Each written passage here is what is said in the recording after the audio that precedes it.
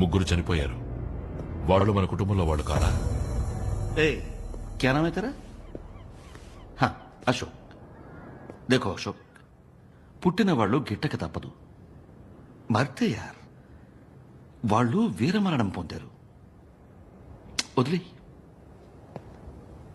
Sir, తప్పుగా అనుకోనంటే మిమ్మల్ని ఒకటి అడగచ్చా? ఏంటి?